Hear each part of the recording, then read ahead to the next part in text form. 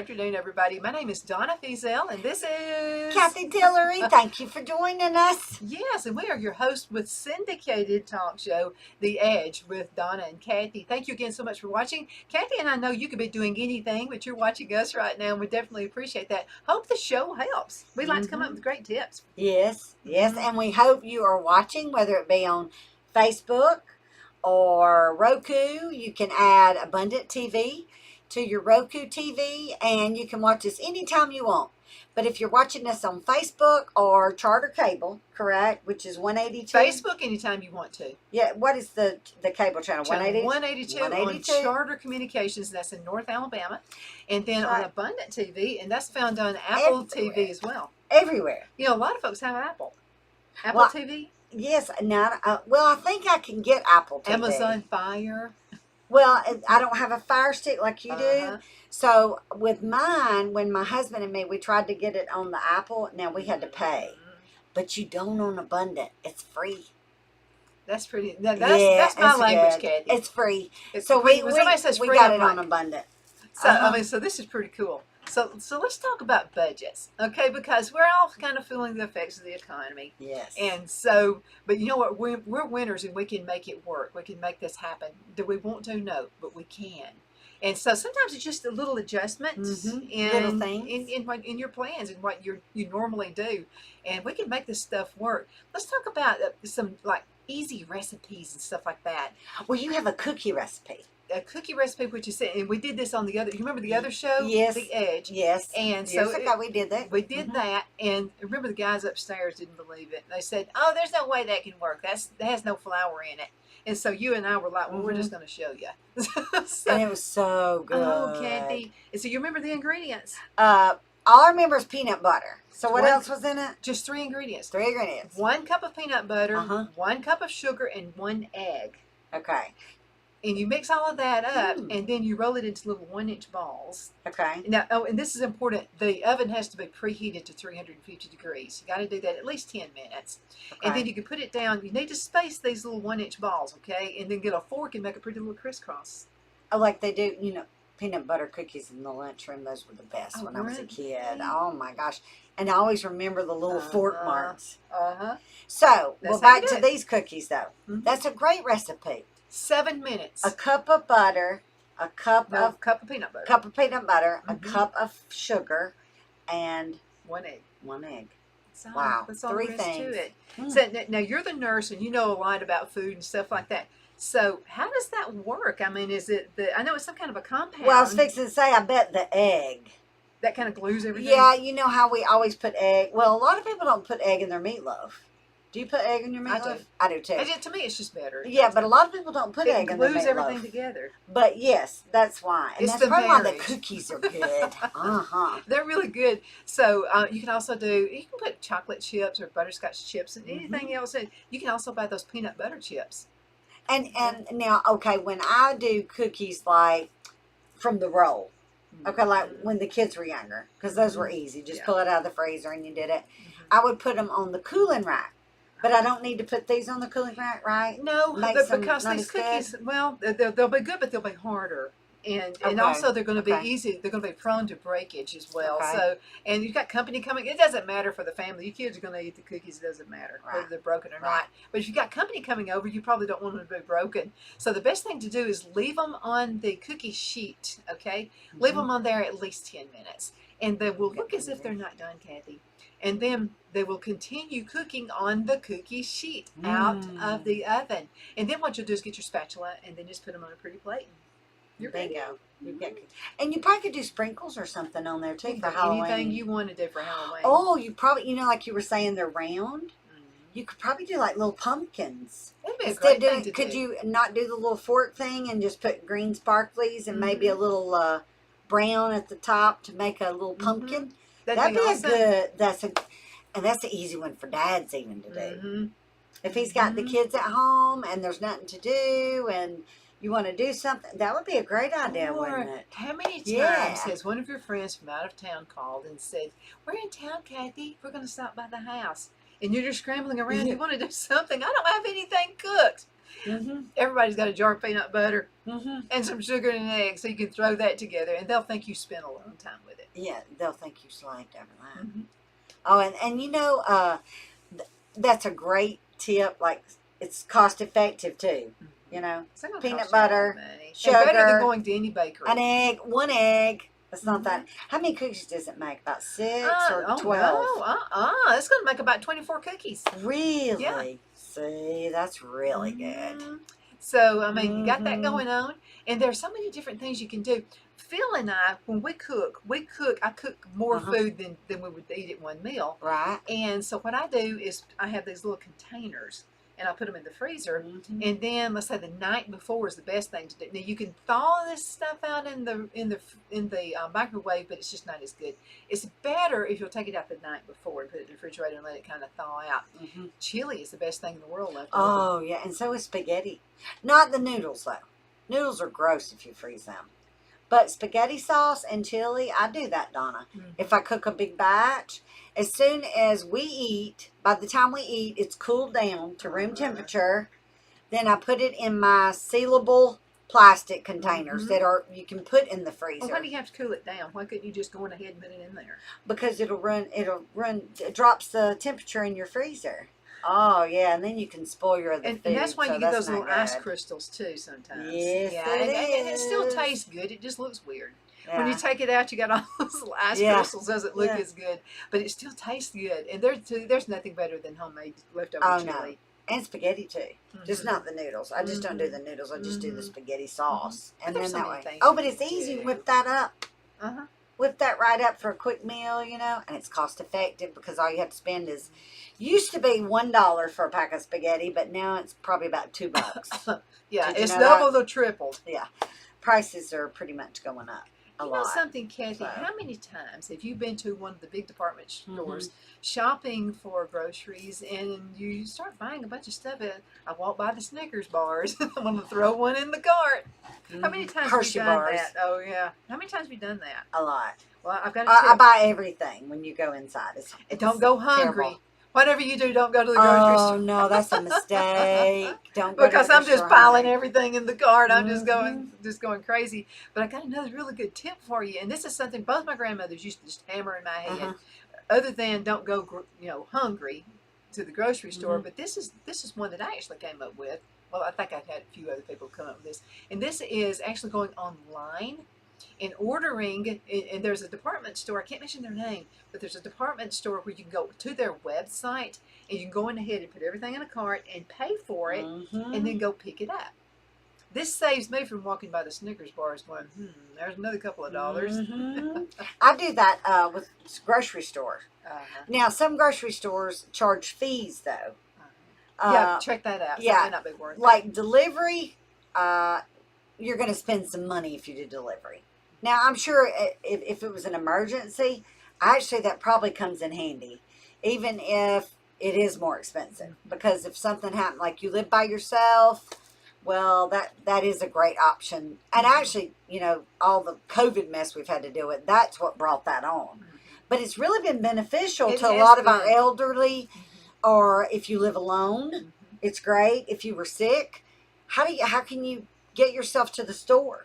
And then you expose everybody else if you don't feel good, especially if you've got the stomach bug, right? So a lot of these things have actually really been very helpful. I actually like this. Yes. I mean, I missed it. I know it sounds weird, but I'm not a shopper. Well, the one place, I know we can't really keep mentioning names, so we try not to do that too often unless you're running advertising with us, but so you need to advertise.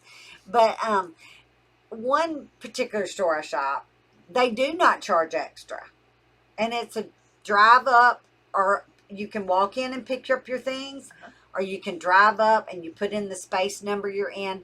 They do not charge extra for the bringing out. They don't have a delivery now.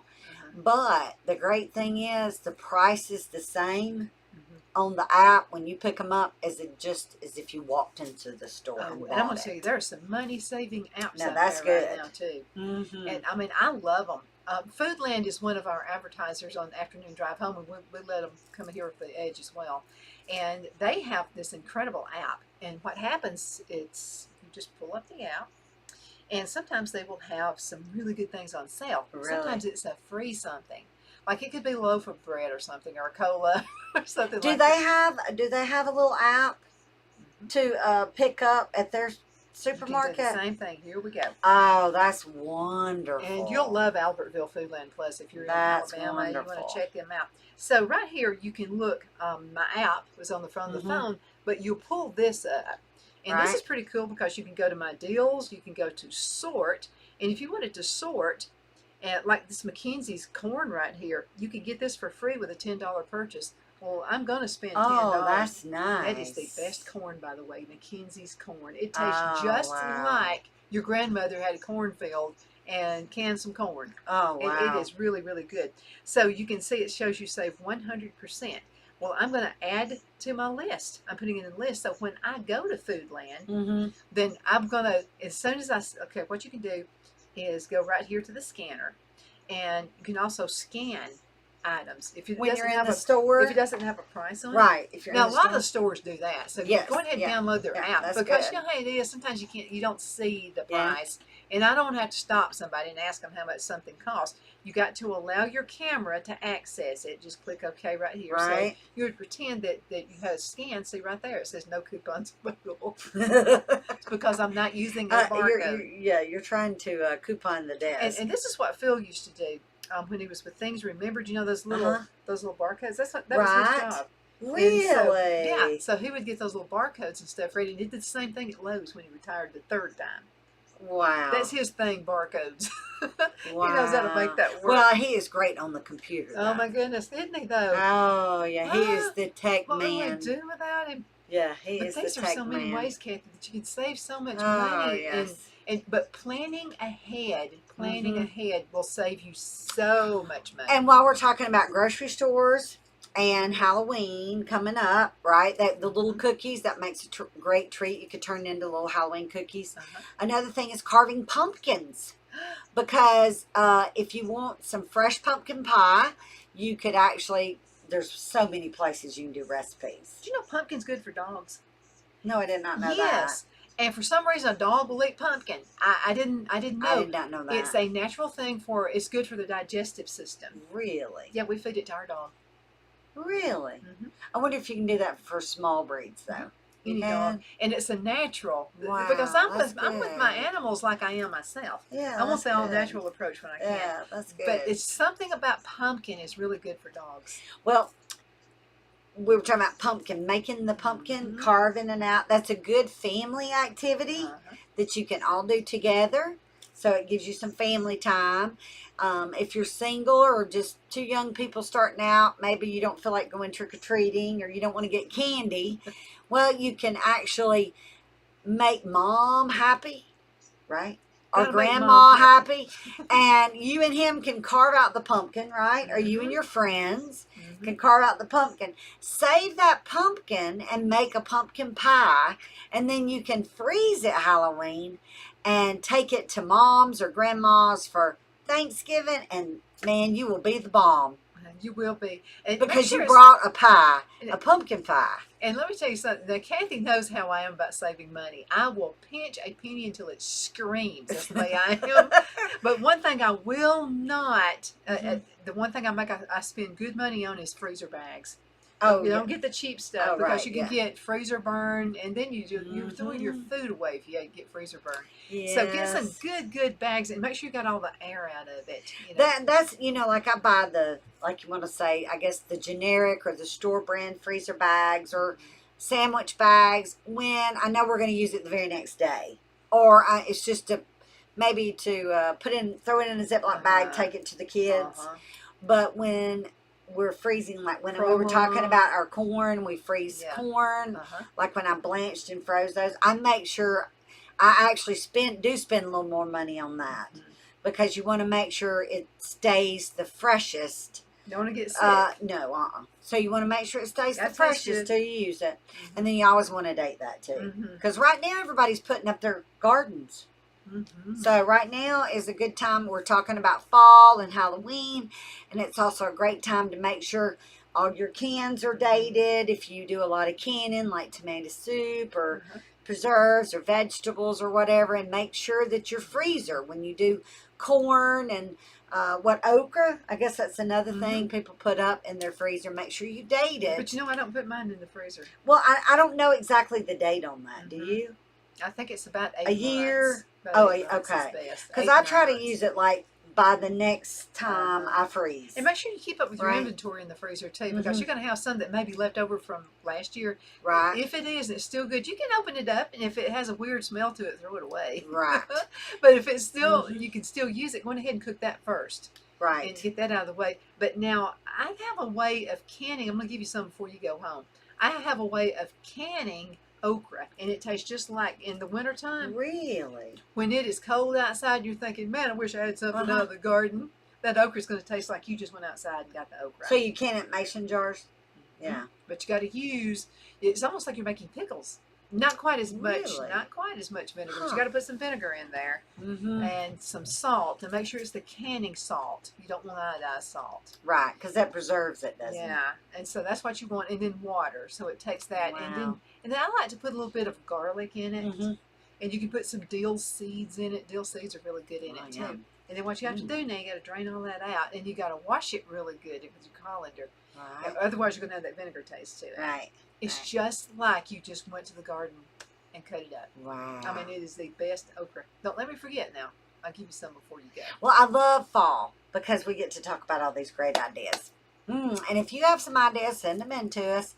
You can send it in to me at Cathy at icradio.media, right? And then Donna, yours is Donna at icradio.media. And if you've got some recipes you would like to send to us, we would, and we'll use your name if you want us to. We'd be glad to. Send some easy recipes. There are so many that are out there. You know, you can make pizza crust with 2 ingredients. And what is that? Flour and yogurt. Yogurt? Well, when you said 2, I was wondering how in the world. Flour and yogurt, and it makes it stretchy like a pizza crust needs to be.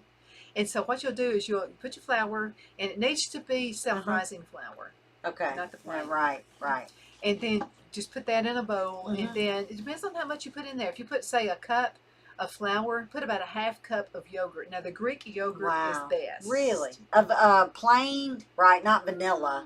No, it's flavors, plain. Right? It's plain. Okay. And then preferably Greek yogurt. Okay. If you can put that in there. And then you just kind of, stir it up a little bit. Knead it real good on your block. So that's hands. So for you men out there, that means you have to get your hands in there and mix it together good. And then you put it on, what do? I use a little flour, right, when I'm rolling dough. I do too. So that's a good one. Or parchment paper. Parchment paper is good too. I still have to use a little flour. Right. Because it'll stick. You don't want it to stick. And then just let it set for about 30 minutes. Or you can put it in the freezer and use it later. Wow. Oh, yeah, that's good. That is a good pizza crust. And if you like thin, you can do thin crust. If you want thick, then you can do thick crust too. Really? I hope my husband's watching this show. Because he loves to, he used to make the best homemade pizzas. But we used the dough that was pre-made at the store. I don't do that no more. So, my honey, now we can make pizza. And with flour and yogurt, and I can mix, he likes to do some things. Well, Cathy, it can be very overwhelming when Thanksgiving comes and when Christmas comes, and especially if you work, and then, everybody wants to cook something for the family gathering. There are so many things you can cook ahead, like your pie crust. You can do those ahead and put them in the freezer. Like we were talking about the pumpkin. Make your pumpkin pie. And cakes are best it'll last fine in the freezer as long as your temperature is less than 30 degrees, I believe it is. I think so. For the freezer. And your fridge, you always need to, a lot of the older refrigerators, if your refrigerator doesn't have a thermostat, like mine doesn't, it's an older refrigerator. My daughter's does. It actually reads the temperature. It's pretty cool. That's nice. Mine doesn't do that though. So I have a little fridge freezer thermometer that I put in there every now and then just to make sure that my temperatures are good. And I do that usually in the heat of the summer. Oh, yeah. Or when like a hurricane or the power's been out, then I'll put it in there and see what the temperature is. Because you always want to keep your refrigerator less than 40 degrees. And you want to keep more it like packed as much 33. as you can, too. I don't know what the ideal temperature is. Somebody can email us on that. I want to say it's like 33 to 37. It's probably the ideal because you're not really freezing your refrigerator foods. Oh, you know something else you can do? You're talking about freezer. This reminded me. So one of our listeners did send this in last week. I forgot about it. So sorry, Mary. Oh, tell us. Mary sent this. Tell us. Okay, Mary across the street. Uh-huh. So here's what you do. If let's say you're planning a party, and you got a little room in your freezer, and take everything out of the freezer. It only takes just a few minutes, okay, to do this. Okay. And it's best to do it in the summer months, in the winter months, not the summer months, because things could thaw out too quick. Take everything out of the freezer, and then leave your ice maker on. And let's say you need a lot of ice for a party. Okay. Okay. You will have more ice than you know what to do with within just a few minutes. Oh, you just let it fall? Just let it fall. Oh, and you just fill up your freezer full of ice. You can do that. Oh, wow. And then put it like in an ice chest or something like that so it doesn't melt. And because, sometimes stores close. And I'm going to have to tell you, Kathy, ice is usually one of the last things I think of when somebody's coming over to the house. I'll forget. And I've got an ice maker, but, we eat a lot of ice around here. I have an ice maker, and then I have ice trays I even have in my freezer. So I have both. Back up. I got to tell you what Susan said. That's the old-timey way. A lot of these younger children don't, younger adults even. Yeah, but they've not seen an ice tray. But an ice tray was what I was raised on. Well, one of our listeners sent this. This is funny. Susan sent this. She said her son is going to college. And so he said, Mom, there's no ice maker in the refrigerator. And she said, you got a freezer, don't you? And he said, yeah, Mom, there's a freezer right here. We put some stuff in it, went to the grocery store and put a bunch of stuff in the freezer. Wow, yeah. But I don't have an ice maker. There's not a place on the door for me to have ice. It was an older refrigerator. And she didn't know what to do. Son, look, you see some trays in there that probably have ice. Bless him. Oh. Because he was We're not lost. Making fun too much. No, he was lost at that. Yeah. Well, that's like and another great economical cheap treat, because it's still warm weather right now, but you could actually do it like with something Halloween-y, I guess, is make some Kool-Aid, like green Kool-Aid or orange Kool-Aid, and you can use ice tray for that. Like you popsicles. Yes, mix your Kool-Aid up and let the kids drink it for their afternoon snack or whatever. And then what you've got left in your pitcher, instead of wasting it, take you an ice tray and fill it up. And then go back and check it maybe in about probably 30 minutes to an hour. And they should be starting to freeze, the little cubes. And then you stick a toothpick in the center. Good idea. And then you have a popsicle. There you go. Doesn't cost a lot to Easy do that. Popsicle. Let the kids do that. Let that be their challenge. Let them do that. That would be great. And Cathy, another really good tip, because a lot of folks, they have planted herbs, and a lot of the herbs are coming in. And I like to dry mine and put them in jars and what have you. But if you've got fresh herbs, you can put those also in your freezer. Just put them in ice cubes. Really? And then put those in your drink. Oh, that's a good idea. And something else one of our listeners also mentioned, she said, when you put ice in your glass and it's hot outside, you got your iced tea, and then the ice starts melting, it kind of waters it down. So what she does, and I think Iris is the one who sent this one. If I'm wrong, Iris, let me know. But Iris sent one, and what she does is she gets her tea and puts it in ice trays instead of water. So she puts the tea, and it freezes. And that freezes, so she puts it in there, and then as it's melting down, it doesn't water down the tea. That's a very good an awesome idea. Thank you for sending that's a very good idea. Really, really good idea. Well, Halloween is around the corner, so now we've talked about some great little tips about actually pumpkins. Finish with the pumpkins, though. How do you carve the pumpkin? I just take a really sharp knife. So if your children are watching this, make sure you do it with adult supervision, okay? And I take a really sharp knife, and I usually cut the top first, the round part. Is that the way you do it too? I usually cut the top out first, and then I take all the guts out of it. I hate to say that. And it's Halloween. Let the kids think they're taking the guts out of there. Its body is coming out of the pumpkin. Oh, the kids would love that. But you take all the guts out of there, and then that's what you're going to use for your pumpkin pie. Not the seeds, of course. Yeah, no, not that part. But you can save the seeds and plant them next year. Right, sure can. And then I take, and actually that's when you have to get your hand down in there, and you can either carve from the outside, you know, in or whichever. After I get the insides out, then I actually take my knife, and I usually just do it, make it simple. I usually just do 2 little triangle eyes. And so if you're not a big artistic person, you can still be creative and you could do a little square eyes, you know, like 2 square eyes and a triangle nose, right? And then for the mouth, you can do like little squares. Little jaggies. So you can like cut out a little square and then leave a square and then cut a square and leave a square. Now, do you let it kind of dry out? Or maybe more, it's more not a square, I guess it'd be more of a rectangle, right? Kind of oblong. Yeah, for the teeth. Kinda-ish. Yeah. So do you let it dry out before you put a candle or something in it? Yes, I do. Okay. Do you? Yeah, because it's going to be too moist. Yeah, and the candle just doesn't stay lit long. Yeah, now, there's a few things you can do about that. And I like to use either a soy or a beeswax candle. They last longer because a soy candle is going to last about 20 hours. I'm talking about a little tea light because it's a natural product.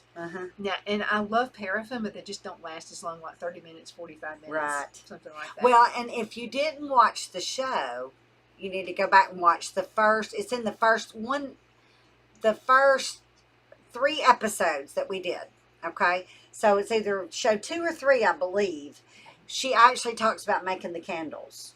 So you can go back to that. But we're going to make some candles. We're going to make them actually. Yeah, because we're going to actually get in the kitchen on the counter and make some fun stuff, right? Be fun. Especially Christmas. We've got to do some things actually live in our kitchens. Yeah, we got to do that. Okay. But anyway, back to the candles. She makes some beautiful candles and they smell terrific. And the good thing is, you're actually not wasting. Because we made them, she told us how to make them, should I say, not made them, but she told us how to make them. Less than 2 minutes. Crayons.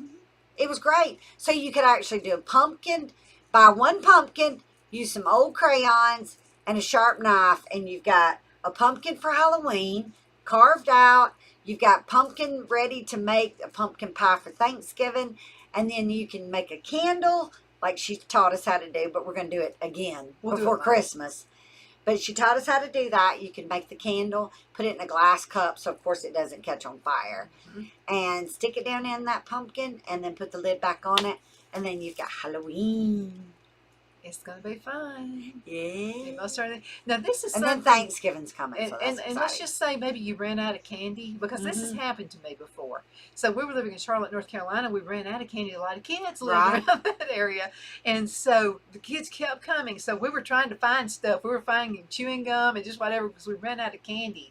I don't know how many kids came. But one thing you can do if you have no more candy is just turn the front light off. Oh, yeah, that's just right. do that. And well, you know, another thing for the kids, too. Right, and another thing you can do for Halloween is you could give them packaged fruit. You know, like pre-packaged in the plastic package. You know, like they do dried fruits, dried raisins, apricots, those things that are pre-packaged. Those are really good for the kids, too. Apricots are really good. Yes. Kathy, in less than 30 seconds. I know. I hate to go. Can you believe this? It goes by so fast. Thank you for the messages that you have sent. And if you have any really easy recipes, 2-3 ingredients, if you'll send those, we would love. We may even just make them. Right? That's right. Email us at Cathy@icradio.media or Donna@icradio.media. Have a great day. We'll see you next time. Thank you so much for watching. You're the apple of our eye.